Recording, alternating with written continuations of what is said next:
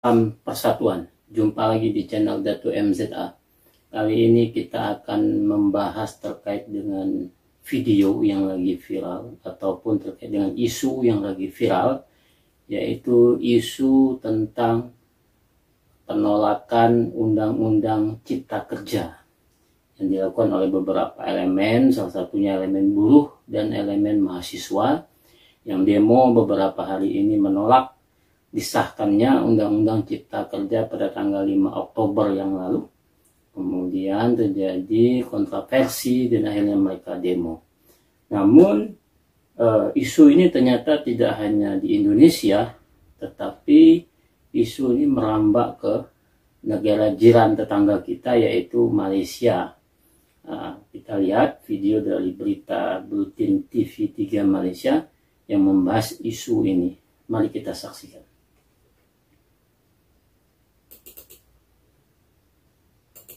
Tunjuk perasaan membantah Undang-Undang Tenaga Kerja Omnibus Law yang baru diluluskan Parlimen Indonesia, Dewan Perwakilan Rakyat DPR, berlaku di pelbagai lokasi di Indonesia. Bantahan dilakukan oleh kumpulan organisasi buruh dengan turun ke jalanan menolak untuk bekerja bersama pelajar universiti yang turut membuat bantahan. Undang-undang itu mengatur waktu bekerja, status penyumburan luar, pendapatan, pemutusan kerja dan beberapa aspek lain. Butiran lanjut bersama Wakil TV3 di Indonesia, Kevin Budiarto.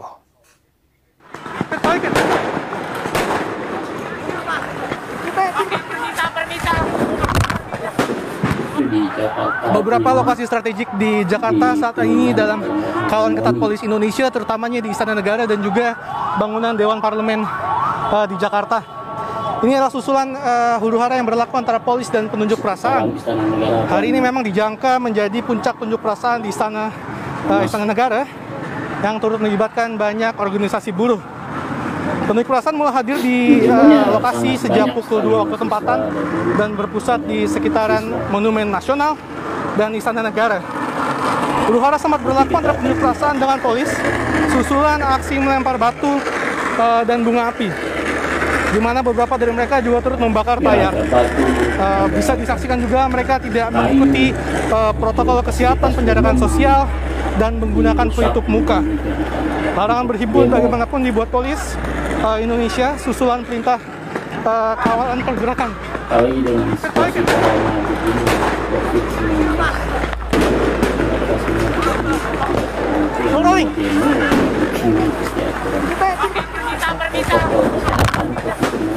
Tunjuk perasaan yang sama juga berlaku di bandara lain selain di Jakarta seperti Subang, Bogor, Bandara Ibrahim Benteng Jakarta, Jogja, Semarang, dan lain-lainnya. Ini adalah hari kedua pasca Dewan Parlemen Indonesia atau DPR meluluskan sebuah undang-undang terkait tenaga kerja. Kevin Budiarto melaporkan dari Jakarta, Indonesia, TV3.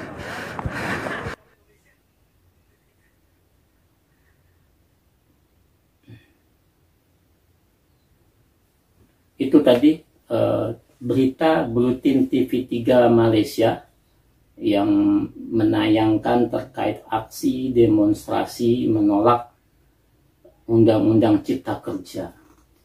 Dalam video itu sangat ricuh, artinya para pendemo yang mayoritas anak muda yang ada kelihatan di video itu, mereka dari latar belakang yang berbeda-beda barang tentunya, tapi yang kelihatan mereka di latar belakang buruh, mahasiswa dan pelajar.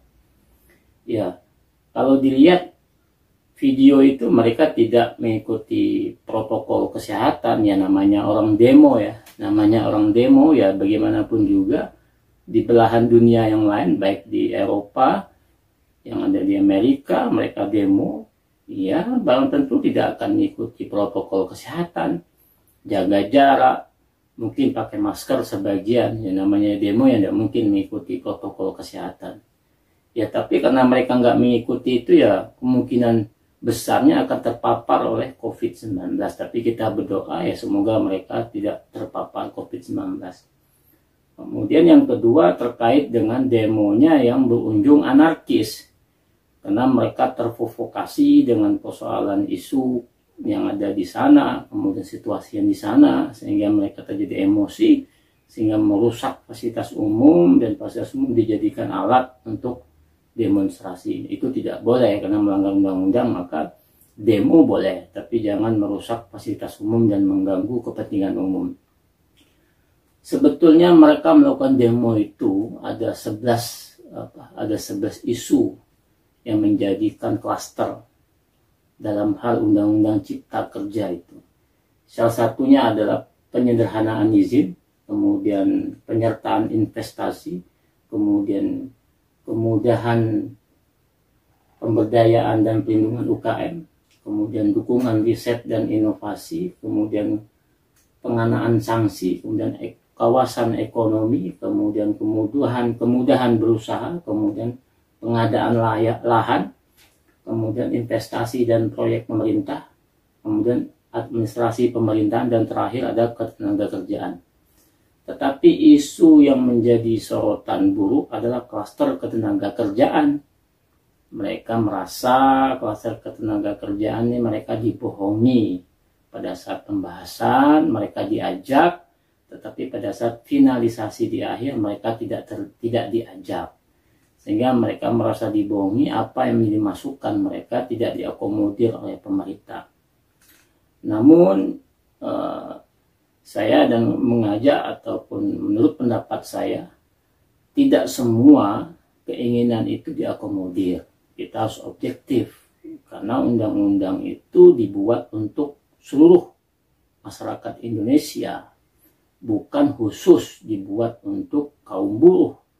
Tetapi di sana ada banyak klaster yang diakomodir.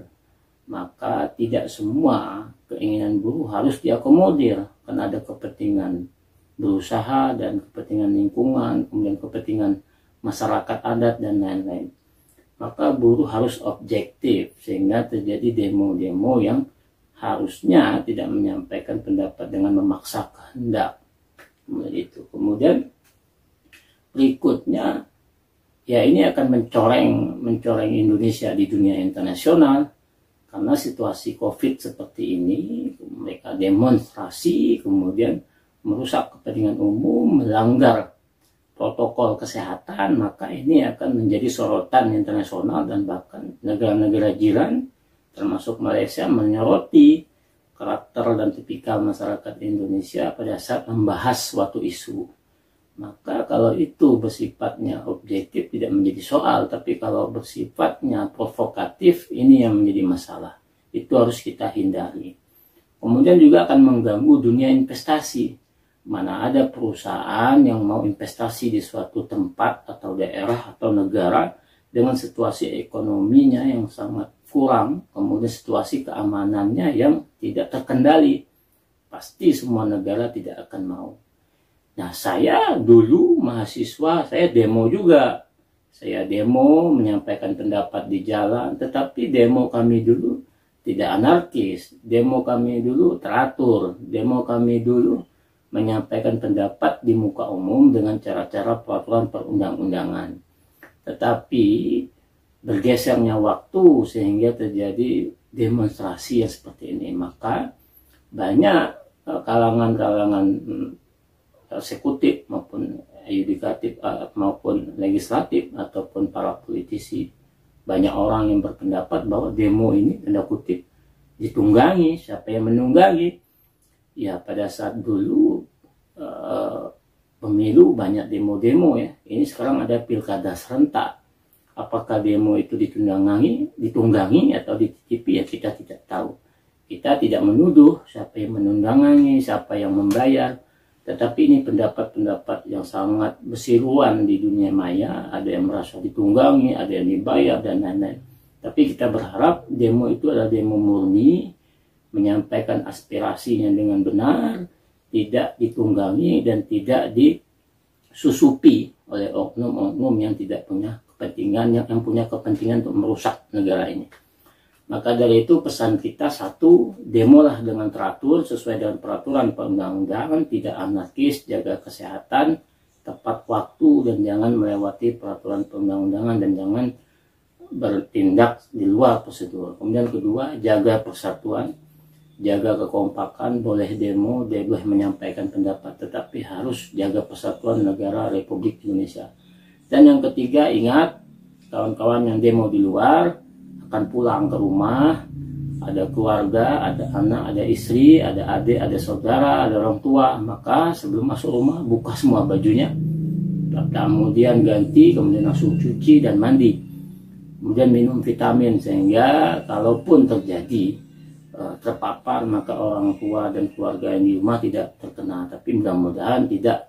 Maka kita jaga kesehatan, jangan lupa pakai masker, jaga jarak, minum vitamin. See you, jumpa lagi di video berikutnya.